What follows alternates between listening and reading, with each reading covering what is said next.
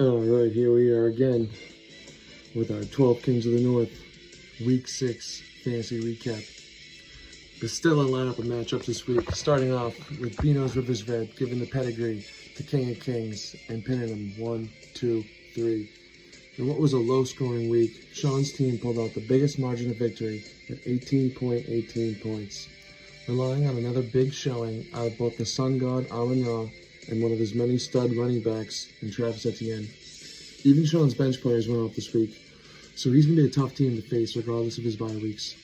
For Kess, it was a respectable week, but a lackluster performance out of Josh Allen and the two duds, Devontae Parker and Logan Thomas, killed him. After doing some quick math, if Kess had replaced Parker, Thomas, his kicker, and Jacobs for his bench players, he would have added exactly 18.2 points, which would have given him the victory. Hindsight's 2020. Manning moves to 4-2 in second place, and Kess moves to 2-4 in 11th. We cruise on over the next game where Optimus Prime easily took down Obi-Wan Kenobi. Adams said Autobots roll out early on Sunday when Lamar hit Zay Flowers for a touchdown, proving that stack is worth playing. The reemergence of Adam Thielen continued this week when he caught 11 receptions for the third time this season. The dagger was the touchdown of Christian Kirk, negating the points from Lawrence. For Dino, this was a respectable week compared to a few previous ones. But sadly, Kevin Ridley had his third bad week of the year. Ridley is starting to remind me of Stephon Diggs when he was on the Vikings. Some weeks he goes bananas, and then some weeks he does nothing. Gotta hope this is a boom week. Adam improves to 2-4 and takes 9th place. Moved to 2-4 and takes 10th place. Up next, we have our highest scoring matchup of the week, where Jahan Dawson lifted his leg and marked his territory all over Hell's Kitchen. Pat's team has proven week in and week out that Tyreek Hill was the right pick at 3 in the draft. Tyreek said he was going for 2,000 yards, and he currently is on pace to do so. Besides Hill, Pat has Kenneth Walker, who has been super consistent this year, and Drake London, who is currently trending upwards. Zach's team put up good numbers this week, despite having Devontae Adams put up a measly 3.9 fantasy points. I bet Zach felt the pain of that Jabril Peppers hit. Zach's trade for Tua is looking pretty good right about now, put up consistent points. Luckily, Zach won't have to go against Tua's wide receiver 1 again till the playoffs. Pat moves to 4-2 and has 3rd place, and Zach moves to 3-3 and has 5th place. Alright, things start to get tighter as we head over to Robert Stark, sneaking out a victory over Team Fitz by a margin of 7.66. It must feel really good for Austin each Sunday when football starts, and he just feels his phone vibrate, and it says Raheem Mostert scored a touchdown. Having 3 times this week for a whopping 32.70 fantasy points.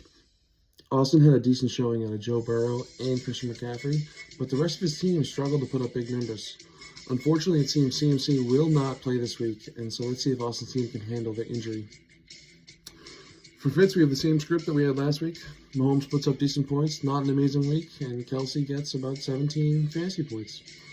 Besides the big duo, Fitz had a good showing from Jacoby Myers in his revenge game against the Pats.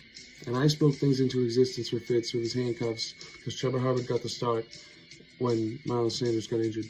It's a shame he didn't start Kareem Hunt over Cam Akers when Akers haven't really shown anything this year. It's a tough gamble, Fitz. Austin is now 3-3 in 6th place, and Fitz holds last place with a 2-4 record. Okay, on to a great bout where newly named Jalen 2 Devontae defeated Field Day by just 2.38 points, our second closest matchup of the week. Connor is shown to be an active trader in this league, recently acquiring Devontae Smith and Jahmyr Gibbs from Mike. His Eagles stack wasn't as powerful as he may have hoped this week, when Hurts threw 3 interceptions and Smith only had 5 catches for 44 yards. The real kicker to this game was Connor's kicker, Brandon McManus, showing up with a huge 18.8 fantasy points this week for 148 yards of field goal length. As for Burns, it was a seriously tragic week. Just when he thought that Justin Fields had turned the corner and was headed to stardom, he goes and gets injured pretty early into the game and will miss some time. If Fields could have played the whole game, Burns could have ran away with the victory this week. But didn't happen. Burns got lucky with his kicker too this week, almost matching his opponent with 18.2 points on more yardage at 172 field goal length. Connor is 4-2 in 4th place, and Burns is now 2-4 in 8th place. All right, we're finally here. One of the craziest endings we've seen for a fantasy game in a long time. Boat Boys remains undefeated as he just barely beat Bottled Down by 0.12 fantasy points. Somehow, Dan continues to pull out heroics, taking gambles like sitting Amari Cooper for Rashad White and surviving on a week where we got our first dud out of Puka Nacua. I guess Cooper Kupp really is back. Dan entered Monday night needing at least 18 points from Keenan Allen, and he hit that nail right on the head. Let's see if Dan can make it through the bye weeks with his streak intact. For Mike B, he must have been so pissed watching that Chargers-Cowboys game and seeing that last pass go to Keenan Allen. If it was me, I would have shut the game off after that.